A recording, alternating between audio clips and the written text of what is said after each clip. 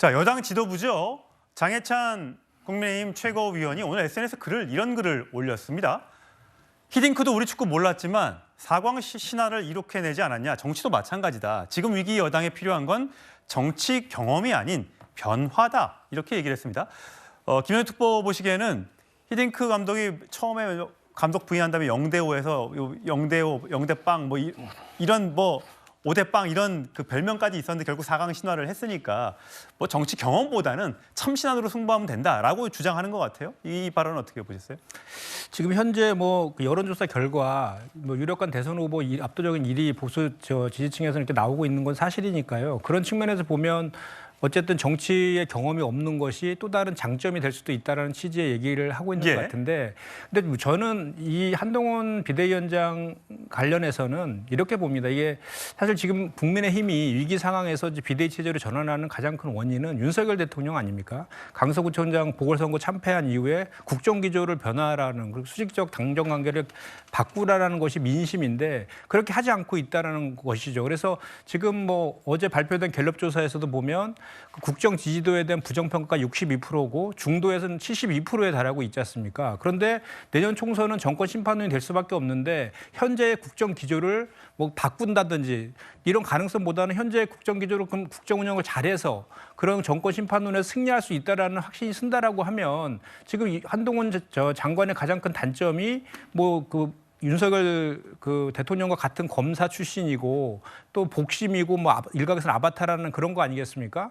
그런데 당연히 한동훈 장관이 비대위원장을 맡게 되면 당연히 정권 심판론이 훨씬 더 강화될 수밖에 없는 그런 상황인데, 그럼에도 불구하고 그런 선택을 했다라고 하면 저는 오히려 한동훈 장관을 비대위원장 시켜서 정정당당하게 정면 승부를 하는 것도 한 방법이라고 생각합니다. 왜냐하면 다른 사람을 또 내세워가지고 또 우회해서 이렇게 하다 보면 또 제2의 김기현 사태들이 또 재발될 가능성이 여전히 있거든요. 그렇기 때문에 이제는 한동훈 장관을 그냥 당의 간판을 세워서 승부수를 거는 것도 방법이다 보는데, 다만 이제 한 가지 한동훈 장관이 비대위원장이 된다라고 하면 이제 정치인으로서 혹독한 이제 평가의 시간을 거쳐야 될 겁니다. 좀 전에 우리 박원석 전 의원께서 말씀하신 것처럼 김건희 여사의 명품백 수수 의혹이라든지 또는 쌍특검에 대한 본인의 입장, 그리고 보수층에서도 비판하고 있는 해병대 최상병 수사 외압 의혹이라든지 이런 것들에 대해서 본인의 입장을 분명히 밝혀야 되기 때문에, 그랬을 때 그것이 용산 대통령실과의 서로 입장 차가 났을 때 그거에 대한 리스크는 상당히 커질 수 있는 가능성이 분명히 있다 이런 말씀드립니다. 예, 정광재 대변인. 네, 이 한동훈 법무장관을 비대위원장으로 세워야 되느냐 그렇지 않아야 하느냐의 문제를 두고 사실 민주당 지지자들 또 중도층에 있는 분들 다양한 의견이 있을 것으로 압니다만, 지금 김현정 의원처럼 그렇다면 한동훈 법무장관을 비대위원장으로 내세워서 내년 선거에 정말 1업을 겨뤄보자라는 의견, 저는 충분히 제가 공감할 수 있다고 생각합니다. 사실 저도 서울 수도권에서 출마를 준비 중인데 얘기를 들어보면 그럼 지금의 이 국민의힘의 위기를 타개할 사람으로 한동훈 법무장관 외에 어떤 다른 사람을 모셔와서 이 변화를 이끌어낼 수 있을 것이냐라는 부분들에 대해서 많은 의견들을 주고 계십니다. 그래서 내일 있을 국민의힘 당협위원장과 국회의원들을 포함한 연석회의의 결과가 어떤 식으로 모아질지에 대한 관심이 있는 거고요. 저는 그 자리에서도 역시 많은 분들의 의견은 한동훈 법무장관 외에는 비대위원장의 새로운 대안을 내서 다음 선거를 승리로 이끌 수 없을 것이다라는 의견이 많을 것으로 조심스럽게 예측해보고 있습니다. 예, 당내 비주류 목소리 한번 좀 들어보시면 하태경 의원은 차기 주자가 한동훈인데 아껴 써야 되지 않겠느냐. 비대위원장 말고 선대위원장이 낫겠다라는 의견을 SNS에 올렸고요. 최재형 국민의힘 의원은 비대위원장이 구세주는 아니다. 대통령한테 할 말은 하는 그런 비대위원장이 와야 된다. 홍준표 대구시장은 대통령 아바타를 다시 당대표로 이래갖고 선거 되겠느냐 이렇게 쓴소리를 했고요. 김태흠 충남지사도 비대위원장은 중도를 포용할 수 있는 사람이 필요한데 김한길 국민통합위원장 정도가 와야 되지 않겠느냐 이런 개인적인 의견을 밝혔습니다.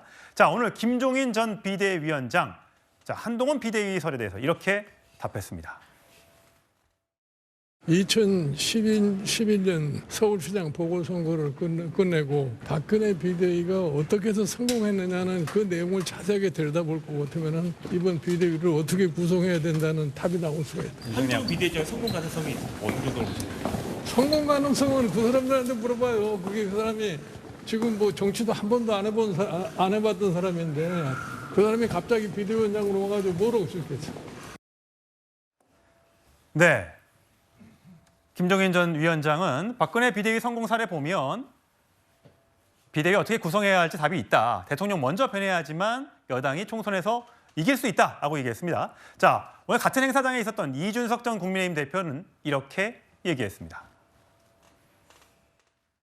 국민의힘에서 한동훈 장관을 이제 비대위원장으로 좀 추대하는 움직임이 계속 있는데 좀 어떻게 보시는지 궁금합니다. 뭐 제가 언론에서 여러 번 한동훈 장관은 긁지 않은 복권과 같은 상태이다 이렇게 얘기했는데요. 복권이라는 것이 1등도 있고 꽝도 있고 그 가운데 어딘가 성과가 존재하지 않을까 이렇게 생각하고 아마 위기의식이 높은 상태라면은 한동훈 장관에게 조금 더 전향적인 역할을 할 수 있는 공간이 주어질 것이고 그리고 아직까지 위기의식이 없는 상태의 당정이라고 한다면 한동훈 장관이 정권의 2인자로서 다른 모습을 보이지 못할 것이다 이렇게 생각합니다.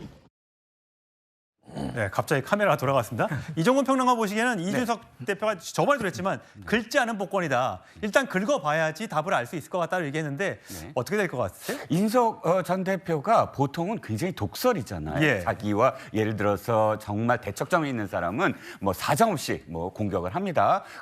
그런데 한동훈 현 장관에 대해서는 상당히 조심스러운 것 같아요. 긁지 않은 복권만 하더라도 지금 이준석 전 대표의 어법으로 비추어 봤을 때 상당히 전 좋은 평가라고 생각을 하거든요. 일단 뭐 아니면 도니까요. 저는 이렇게 생각을 합니다. 한동훈 장관과 관련해서 뭐 사실 여러 어떤 이야기들이 나오고 있지만 중요한 건 한동훈 장관이 세대 교체의 어떤 상징이 될 수 있다라는 거예요. 지금 이 정당의 가장 큰 문제가 뭐냐면 영남 정당 또는 꼰대 정당 또는 기득권 정당 이 꼬리표가 국민의힘 계열의 한나라당 시절부터 계속 붙어왔었거든요. 이준석 전 대표가 각광을 받은 것도 그런 변화를 한번 해보겠다. 보수의 이미지에 지금까지 쌓여왔던 것을 변화시켜 보겠다라는 그런 의미로 이준석 전 대표가 그때 대표에 당선이 된 것이고요. 한동훈 장관의 나이만 하더라도 지금 50입니다. 우리나라 나이로. 그러면 40대와 50대의 상징적인 어떤 인물로 세대 교체의 상징이 될 수가 있거든요. 단순히 생물학적 나이를 넘어서 능력이 있고 또 계속 안정적인 어떤 그런 운영을 할 수 있는 그런 모습으로서의 50대 상징 이런 부분으로서 이 선거의 어떤 구도를 마련할 수 있다라는 측면에서는 뭐 가능성이지만 어쨌든 상당히 의미를 부여할 수 있을 거라고 생각을 합니다. 네, 자 여당 소식 한동훈 비대위원장 가능성 짚어봤고요.